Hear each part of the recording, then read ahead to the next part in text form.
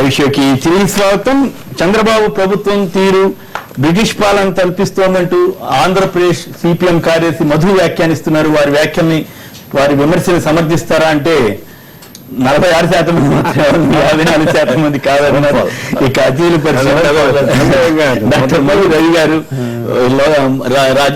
Parliament మాజీ సభ్యులు, అలాగే మాజీ ఢిల్లీలో అధికార ప్రతినిధిగా కూడా పనిచేసిన సీనియర్ నేత, కాంగ్రెస్ పార్టీ సీనియర్ నేత శ్రీ రుద్రరాజు పద్మనాభ్ గారు, శాసన మండలి సభ్యులు, తెలుగుదేశం పార్టీ నేత శ్రీ టీజీవీ కృష్ణారెడ్డి గారు, వైఎస్ఆర్ కాంగ్రెస్ పార్టీ సీనియర్ నేత, శాసన మండలి మాజీ సభ్యులు, శ్రీ మల్లు రవి గారు, క్షమించండి, శ్రీ తెలకపల్లి రవి గారు, ప్రజాశక్తి మాజీ సంపాదకులు, ప్రముఖ విశ్లేషకులు, శ్రీ సూర్యనారాయణ శర్మ గారు, వాస్తు నిపుణులు, వారు కూడా ఉన్నారు. ఇవాళ అమరావతి పేరును ఖరారు చేస్తూ ఏపీ రాజధానికి వాస్తు బలం, పేరు బలం కూడా బాగున్నాయని చెప్పారు చంద్రబాబు గారు. వాస్తు బలం, పేరు బలాలతో రాజధానులు అభివృద్ధి చెందే పరిస్థితి ఉంటుందా? మరి ప్రభుత్వాలు ఈ రకమైనటువంటి ఆలోచనలోకి వెళ్లి దేశం తీసుకుంటాయా? మరి నిజంగానే వాస్తు బలం బాగుందా? బాగుంటే సంతోషించాల్సిన విషయమే. ఆ ప్రాంత అభివృద్ధి చెందితే అందరం హర్షించాల్సిందే. అదే సమయంలో మరి రాజధాని భూములకు సంబంధించి దాదాపు 10,000 అభ్యంతరాలు 7,900 ఎకరాలకు సంబంధించి వచ్చాయని కథనాలు వచ్చాయి నిన్న. మరి ఇంకా ధర్నాలు, ఆందోళనలు కొనసాగుతున్నాయి. మాకు వెనక్కి ఇవ్వండి అని అడిగే వాళ్ళు కూడా ఉన్నారంటున్నారు. వాస్తు బలం, పేరు బలంతో వివాదాలు ఏమీ లేకుండా రాజధాని సుఖంగా ప్రశాంతంగా అభివృద్ధి సాగుతుందా లేదా? ముందుగా రవి గారు. ఒకటేమో అమరావతి అన్నది చారిత్రకంగా ఆంధ్ర చరిత్రతో ముడిపడింది, బౌద్ధ నాగరికత వీటన్నింటితో కూడా. తర్వాత అనేక దశలు కూడా ఉన్నాయి. ఇంద్రుడు పాలించడం అంటే సరే, ఇంద్రుడు అమరుల రాజధాని కాబట్టి ఇంద్రుడి రాజధాని కూడా అమరావతి అన్నారు. ఆ అమరావతి ఉందో తెలియని పైన అక్కడ ఈ అమరావతికి కూడా చాలా దీర్ఘంగా అమరావతి నగరంలో బౌద్ధుల విశ్వవిద్యాలయం స్థాపించినాడు అనే ఆంధ్ర పౌరుషం కూడా మనం ఉండేవే. అయితే చెక్కు చెదరంగా ఏనాడు మొక్కలోని ఆంధ్ర పౌరుషం ఇప్పుడు అధ్వాన్నమయ్యే మరలనొక మారు వెనుక తిరిగి చూసి దిద్దుకో అమ్మ బిడ్డగా తెలుగు తల్లి అని కరుణశ్రీ ఓ పద్యం వస్తాడు. అంటే పరిస్థితుల్లో తారుమారయ్యే ఒక నూతన పరిస్థితుల్లో మళ్ళీ అమరావతి పేరు ముందుకు తీసుకొచ్చారు, మంచిదే. కానీ ఇక్కడ గుర్తించాల్సిన విషయాలు రెండు ఉన్నాయి. రాజధానిని అనేక రాజకీయ, భౌగోళిక, ఆర్థిక, రాజకీయ అంశాల ప్రాతిపదికలో నిర్ణయిస్తారు తప్ప వాస్తు బలాన్ని బడైతే నిర్ణయించే అవకాశం లేదు. కన్నుగాలని వస్తుతత్వం, కాంచన ఏర్పడి లింగిరీజులని గురజాల పరవాసాడు. మనకు తెలియని దాని గురించి మనం నిర్ణయం చేయడం వల్ల ఉపయోగం లేదని. ఇంకా తర్వాత గ్రహ బలము, పేరు బలం వారు అన్నారు కాబట్టి మీరు అన్నారని కాదు, దాని మీదే నేను చెప్తున్నాను. దేశంలో ఇప్పుడు అనేక రాజధానులు కట్టారు, లేకపోతే ఇంకొకటి చేశారు. రాజధానులు కట్టినా, భవనాలు కట్టినా, పార్లమెంట్ కట్టినా అది నిర్మాణకు అవసరాన్ని బట్టి తీసుకొచ్చారు తప్ప వాస్తు బలం బాగుందని ఇంతవరకు అధికారికంగా చెప్పి ఇప్పుడు ఉభయ తెలుగు ముఖ్యమంత్రులు ముందు వాస్తు గురించి మాట్లాడుతున్నారు. మన వస్తువు ఎలా మారిందనే తెలుస్తుంది. వాస్తు కంటే వస్తువు ముఖ్యం కాబట్టి సరే ముందు వాస్తు కాదని అనేవాళ్ళు. అదే కదా, అది తిరోగామి. అంటే మన విలువల్లో కందుకూరి వీరేశలింగం ఎప్పుడు రాజమండ్రి ఆంధ్ర అంటే ముందు గుర్తొచ్చే వ్యక్తి. ఆయన ఇంట్లో అరటికా పండు ఇలా గెలేస్తే ఇది వాస్తు రీత్యా మంచిది కాదంటే పని కట్టుకొని పెంచాడు. ఆయన పెంచి ఏమి కాలేజ్ చూడన్నాడు. గురగాడ అప్పారావు ఇల్లు మనం సందర్శిస్తే బాగా ఈశాన్యంగా కూడా బాగా అక్కడే ఉంటుంది. ఖచ్చితంగా వాస్తుకు విరుద్ధంగా గురగాడ ఇంట్లో ఇప్పుడు గృహం ఉంది, అక్కడ వాస్తుకు విరుద్ధంగా ఉంటుంది. నేను అనేది వాస్తుని నమ్మే వాళ్ళని నేను ప్రశ్నించడం లేదు, కానీ అధికారికంగా మీరు అత్యున్నత స్థాయిలో ఉంటే వాస్తు అనేది దీనికి అది ఒక కారణంగా మీరు చూడండి. ఇంట్రెస్టింగ్ పార్ట్ ఏంటంటే అమరావతి పేరు కానీ, అమరావతి టౌన్ దగ్గర కానీ 20 కిలోమీటర్ల యువతల అక్కడైతే ల్యాండ్ సమీకరణ జరగలేదు కదా. రాత్రి ఒక మిత్రులు అంటుండే ఇక చివరిది అసలు కట్టేది ఎవరండి? సింగపూర్. ఇప్పుడు ఆంధ్ర కాదు కదా, కనీసం భారతీయులు కూడా కట్టట్లేదు. ఇందులో ఆంధ్ర పౌరుషం ఇప్పుడు అధ్వానం. ఈ మాస్టర్ ప్లాన్ మీద మీకు ఎట్లా అనిపించింది? ఈ పార్టీ మాస్టర్ ప్లాన్ అంత గొప్పగా వీళ్ళు వేయగలరా? పారదర్శకత ఎక్కడుందండి ఇక్కడ? ఇప్పుడు కేంద్ర నిధులు లేదు ఇచ్చారు, వాస్తవానికి ఇప్పటికీ ప్రణాళిక సిద్ధంగా లేదు. సీడ్ మాస్టర్ ప్లాన్ సిద్ధం అవుతుంది, మళ్ళీ చంద్రబాబు గారు సలహాలు ఇస్తారు. సింగపూర్ లో ఏముందో మనకు దాంట్లో అంత అద్భుతమైన విషయం తెలియదు.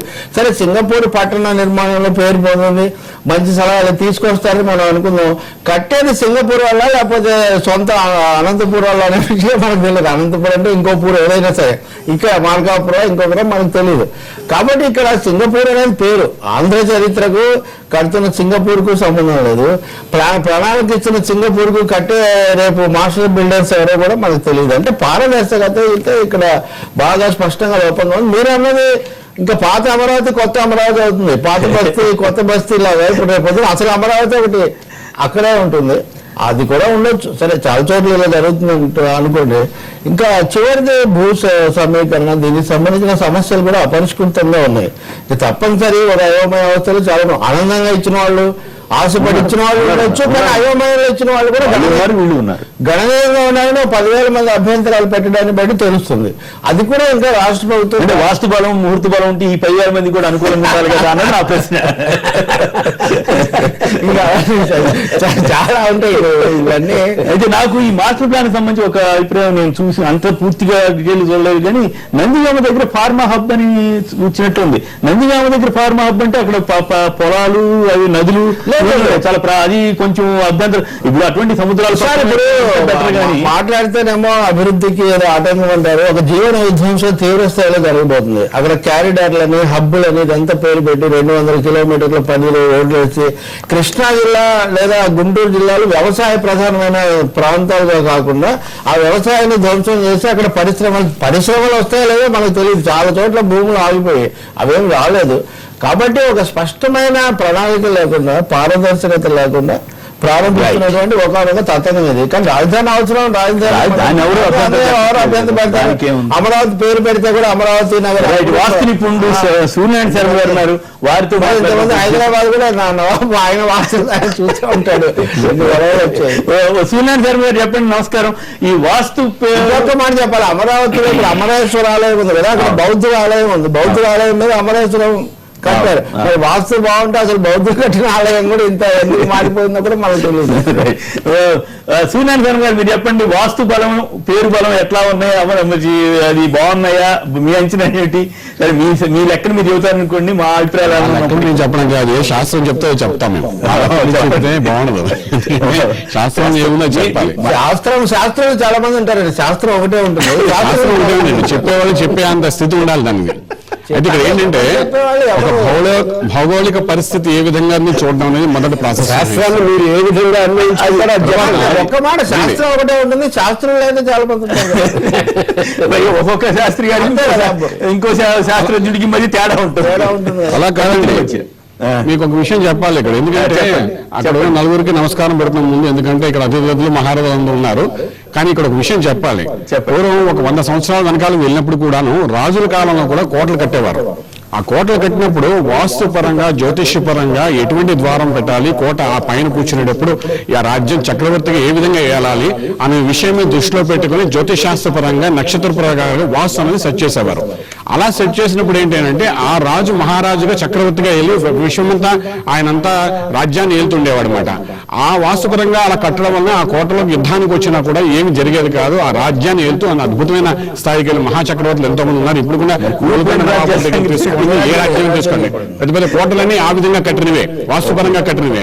అయితే వాళ్ళు తదనంతరం వాళ్ళ పిల్లలు అదే కోటలో నివసించి రాజ్యాన్ని వెళ్ళాలంటే వెళ్ళడానికి అవకాశం ఉండేది కాదు. కారణం ఏంటంటే జ్యోతిష్య పరంగా, నక్షత్ర ప్రకారంగా అప్పుడు వాస్తు కట్టేవారు కాబట్టి ద్వారాలు ఉత్తర ద్వారమా, దక్షిణ ద్వారమా, నైరు ద్వారం పెట్టాలా. ఇప్పుడు మీరు చెప్పినట్టుగాను ఏంటంటే ఈశాన్యంలోని నువ్వే ఉంది లేదు, ఇంకెక్కడో నువ్వే ఉంది అని వాళ్ళు చెప్పి ఉన్నారు. అలా కాకుండా నక్షత్ర ప్రకారం జాతకరీత్యా రాజు చక్రవర్తిగా వేలాలి, విశ్వమంతా వేలాలి, రాజ్యాన్ని చక్కగా వేలాలి, రాజ్యం సస్యశ్యామలుగా ఉండాలి, 4 రకాలుగా పాడి పంట పండాలి, యజ్ఞయాగాలు జరగాలి, రాష్ట్ర అభివృద్ధి జరగాలి అనేది దృష్టిలో పెట్టుకుని ఒక రాజ్యాన్ని తయారు చేసేవారు, కోట కట్టేవారు పూర్వకాలంలోని. అలా కడుతున్నప్పుడు ఏంటంటే ఆ రాజ్యానికి చెప్పేదంటే వాస్తు పరంగానే భౌగోళిక స్థితి ప్రకారం చూస్తే అమరావతికి అద్భుతంగా ఉంది. మీరు అన్నట్టు 20 కిలోమీటర్ల దూరంలో మనకు స్థలం దొరికినప్పటికీ ఈశాన్యం నార్త్ సైడ్ గా వెళ్తున్న కాలువలు ఏదైతే ఉన్నారో, నదీ జలాలు ఏవవుతున్నాయో నార్త్ ఈస్ట్ సైడ్ వెళ్తున్నాయో, వెళ్ళడం వల్ల దానికి అమరావతికి అద్భుతమైన స్థితి తీసుకొస్తుంది. అయితే సరైన స్థితి తీసుకొచ్చినప్పుడు అక్కడ సరైన మార్గంలో ఆ వాస్తు పరంగా ఎప్పుడైతే ఆలయాన్ని కట్టినట్టుగానే మన యొక్క రాజధాని నిర్మాణం కానీ చేయడం ప్రయత్నం చేయగలిగితే డెఫినెట్ గా దానికి ఒక యోగం ఉంటుంది. ఏదైనప్పటికీ భౌగోళిక స్థితిగతులు జాగ్రత్తగా పరిశీలించి మనం చేయడం చాలా అవసరపడుతుంది. అమరావతికి ఒక విశిష్టత ఉంది, పంచారామంలో కూడా దానికి అక్కడ ఒక విశిష్టత ఉందని చెప్తారు, బౌద్ధ దేవాలయం ఉన్నాయని చెప్తుంటారు. అయితే ఏదైనా ఒకప్పుడు మనం చేసే ప్రోగ్రెస్ ని బట్టి ఉంటుంది. కాబట్టి రాష్ట్రం ఎప్పుడైతే విభజన జరిగిన తర్వాత మనకు ఖచ్చితంగా విజయవాడ ప్రాంతంలో చూసుకుంటే ఆ నదీ జలాలు జలాల పక్కన నుండి మనం వెళ్తున్నప్పుడు అంటే ఉత్తర ఈశాన్యంలో నదీ జలాలు వెళ్ళడం అనేది ఆ స్థలానికి ఒక యోగాన్ని ఇస్తున్నాయన్నమాట.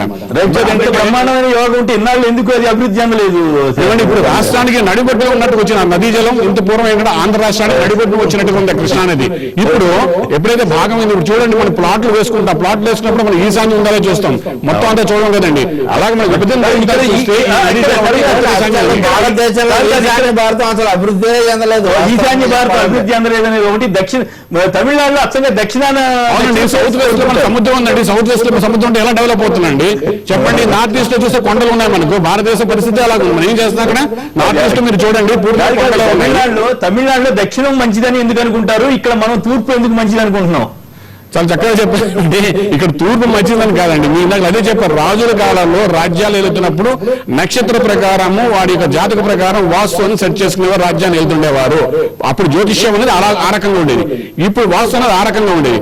ఇప్పుడు ఏంటంటే వాస్తు అనేసరికి ప్రతి ఒక్కరు వాళ్ళు తీసుకున్న ఫ్లాట్ కి 4 భాగాలు ఈశాన్యం, ఆగ్నేయం, నైరుతి ఇవి చూసుకుని ఇవి కరెక్ట్ ఉంటే చాలు అనుకుంటుంటారు. ఇప్పుడు భౌగోళిక స్థితిగతులు కూడా భూమిలో ఉన్న నీరు మినరల్స్ ఏ విధంగా ఉన్నాయో మళ్ళీ వద్దామండి. ఒక్క నిమిషం ఆగండి.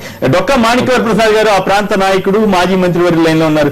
మాణిక్యవర ప్రసాద్ గారు, మనందరికీ సంతోషించగలిగే విషయం అమరావతి పేరు పెట్టడం కానీ ఇతరత్ర కానీ ఈ వాస్తు బలం కూడా బాగుంది అంటున్నారు. మీ రియాక్షన్ ఏంటి?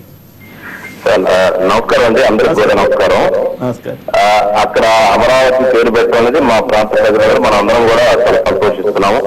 అమరావతి పేరు పెట్టాలని మొదటిగా అంటే 2013 జూన్లో హైకమాండ్ నిర్ణయం తీసుకున్నప్పుడు నేను జూలైలోనే కేంద్ర ప్రభుత్వానికి అమరావతి ప్రతిపాదన ఇచ్చాను నేను. అప్పుడే జయరాం రమేష్ గారు అమరావతి అనౌన్స్ చేద్దామని చెప్పి కూడా అన్నారు. సరే అని ఇప్పుడు చంద్రబాబు గారు అనౌన్స్ చేశారు, చాలా సంతోషం. అయితే నాకున్న ఒక సజెషన్ ఏంటంటే, అమరావతి శిల్పకళ అనేది ప్రపంచంలో ప్రసిద్ధిగాంచిన శిల్పకళ. మన దేశంలో గాంధారి శిల్పము, మధుర శిల్పము, అమరావతి శిల్పం 3 శిల్పకళలు ఉంటాయి. రాజధాని సింగపూర్ వాళ్ళు కడతారా లేకపోతే ఆంధ్ర వాళ్ళు కడతారా అనేది కాదు, కానీ అమరావతి శిల్పకళతో పెడితే ఆ సౌందర్యం బాగుంటుంది, ఆ అమరావతితో గౌరవం వస్తుంది. సింగపూర్ వచ్చి మేడలు పెట్టేస్తే అది వెరీ బ్యాడ్. అందువల్ల అమరావతి శిల్పకళలో కట్టాలనేది నా ప్రతిపాదన. రెండవ సజెషన్ ఏంటంటే నాది పూర్ణ కుంభం అని ఉందండి మనకి తెలుగు వాళ్ళ సింబల్, మన ఎంబ్లం, మన రాష్ట్ర ప్రభుత్వ ఎంబ్లం, తెలుగు సింబల్ ఎంబ్లం పూర్ణ కుంభం.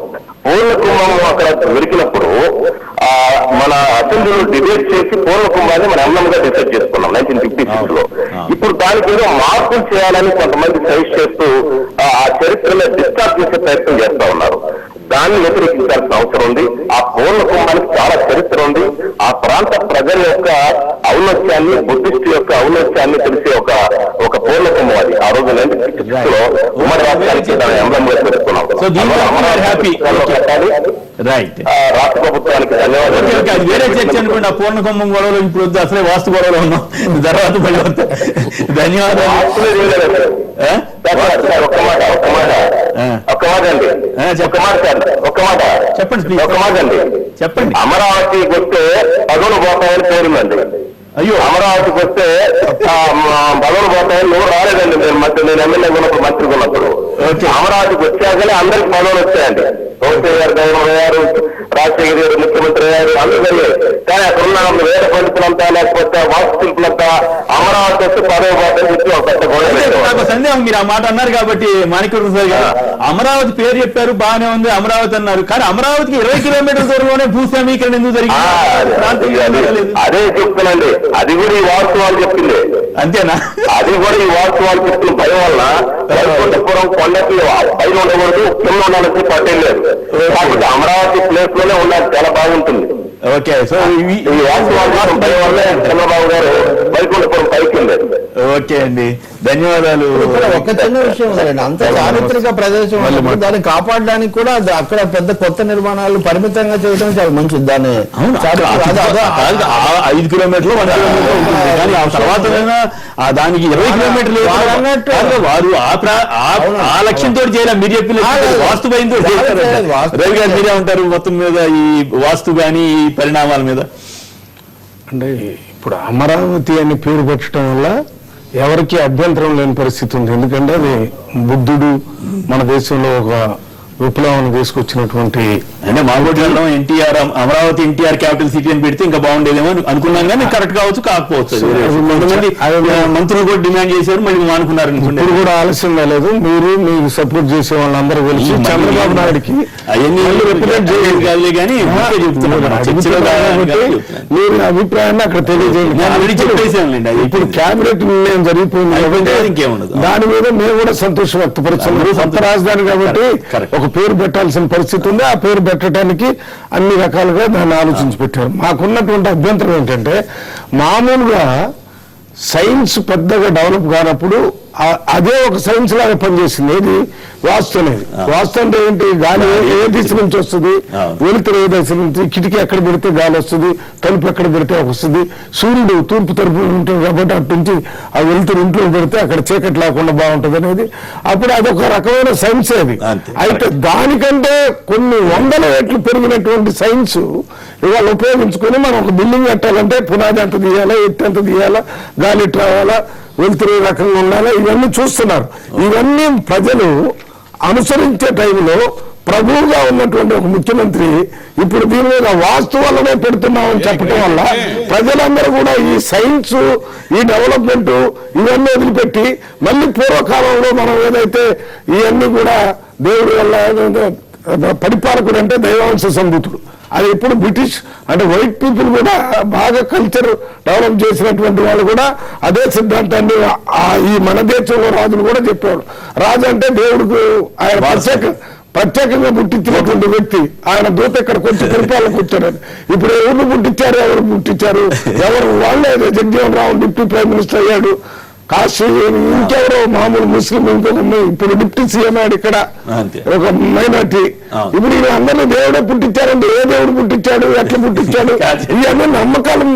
ఆ రకంగా పరిపాలన నడిపించడానికి కొన్ని పద్ధతుల్లో ఇప్పుడు అవలంబించారు. అవన్నీ తీసేసి కూడా మనం కొత్త రాజ్యాంగం రాసుకొని ప్రజలను ముందుకు తీసుకుపోవాలే పరిస్థితుల్లో మళ్ళీ వెనక్కి తీసుకుపోయే మాటలాగా ఉంది. అయితే ఈ భూమిని కానీ రాజధాని కానీ దీనికోసం ఏది వాస్తు కోసమే చేస్తున్నాను అనేది లేదు. రాజధాని కోసమే చెప్పాడు నిన్న దాకా చంద్రబాబు నాయుడు గారు. ఎక్వైర్ కూడా రాజధాని కోసం ఉన్నాడు. అన్ని అయిపోయిన తర్వాత అది కూడా అంటే ఇప్పుడు మనకి కొన్ని పండుగలు ఎప్పుడు అంటారు, పేలపిండి గాల్లో పోతే కృష్ణార్పురం అన్నట్టు ఊరికి కిందనే పోతుంది, అది కృష్ణుడికి పోయింది అన్నట్టు చెప్పినట్టు దీన్ని ఇదే చేయాలని చెప్పినట్టయితే దీన్ని పెద్ద అపోజిషన్ ఉండేది. మామూలుగా అది వాస్తవం కూడా బాగుంది అన్నాడు అంతే. అది ప్రత్యేకంగా తీసుకోవాల్సిన అవసరం లేదు. అట్లా కాదు, మామూలుగా మీరు అనుకుంటే పర్వాలేదు. మీరు పదవిలో ఉన్నప్పుడు అంటే అది ప్రాధాన్యం. నేను ఇప్పుడే పదవిలో లేనప్పుడు ఎవరన్నా నేను ఇప్పుడే దాన్ని వ్యతిరేకించాను. శ్రీధర్ గారు నూజివీడు నుంచి లైన్ లో ఉన్నారు. శ్రీధర్ గారు నమస్కారం, మాట్లాడండి. నమస్కారం సార్. అందరికీ నమస్కారం అండి. నమస్కారం, చెప్పండి. అమరావతి అనే పేరు కరెక్టేనండి, బాగుంది, చాలా బాగుంది, తప్పు లేదు. పురాతనమైన పేరు, కరెక్ట్. మరి చారిత్రక నేపథ్యం ఉన్నది. మన ఆంధ్రుల సంస్కృతికి కూడా సరిపడిన ఉన్నది. గుడ్. చాలా మంది ఎన్టీఆర్ పేరు అంటున్నారు, ఇంకోటి పేరు అంటున్నారు. సరే అది వివాదాస్పదమైన విషయాలు. వాస్తు అనేది ఇప్పుడు వాస్తు మీద అందరికీ చాలా అభిప్రాయం ఉంటుందండి. వాస్తు అనేది తప్పు కాదు. వాస్తు పేరు చెప్పి చేతులు నరుకోవటం, కాళ్ళు నరుకోవటం అలాంటి పనులు చేయకుండా ప్రజలకు ఉపయోగపడే విధంగా ప్రజలను ఇబ్బంది పెట్టకుండా ఉండే వాస్తు ఏదైనా తప్పులేదండి. రైట్, బాగా చెప్పారు. కంప్లీట్ చేయండి, అయిపోయింది కదా.